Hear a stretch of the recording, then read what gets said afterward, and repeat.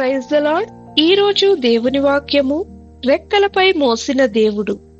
నేను ఐగుప్తీయులకు ఏమి చేసితినో మిమ్మును గద్ద రెక్కల మీద మోసి నా యొద్దకు మిమ్మును ఎట్లు చేర్చుకొంటినో మీరు చూచితిరి. నిర్గమకాండము 19వ అధ్యాయము 4వ వచనం. ఈ వాక్యంలో దేవుడు తన ప్రజల పట్ల ఉన్న ప్రేమను, శక్తిని, సంరక్షణను అద్భుతంగా తెలియజేస్తున్నాడు. ఐగుప్తు దేశంలో దాస్యంలో ఉన్న ఇశ్రాయేలీలను దేవుడు తన బలమైన చేతితో విడిపించాడు.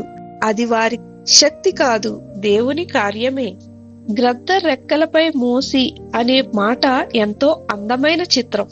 గ్రద్ద తన పిల్లలకు ఎగరడం నేర్పేటప్పుడు క్రింద పడిపోకుండా తన రెక్కలపై మోస్తుంది. అలాగే దేవుడు కూడా తన ప్రజలు పడిపోకుండా, నష్టపోకుండా తన కృపగల రెక్కలపై మోస్తాడు.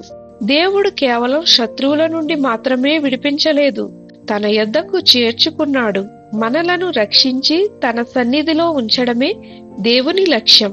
నేడు మన జీవితాలలో కూడా మన కష్టాలలో, నష్టాలలో, భయాలలో, అనిశ్చితలో ఉన్నప్పుడు దేవుడు మనలను వదలడు. ఆయన నేటికి కూడా తన రెక్కలపై మోసే దేవుడు. కాబట్టి భయపడవద్దు. మీ గతాన్ని చూడండి, దేవుడు ఎలా నడిపించాడో గుర్తు చేసుకోండి. భవిష్యత్తును ఆయన చేతిలో ఉంచండి. ప్రార్థన.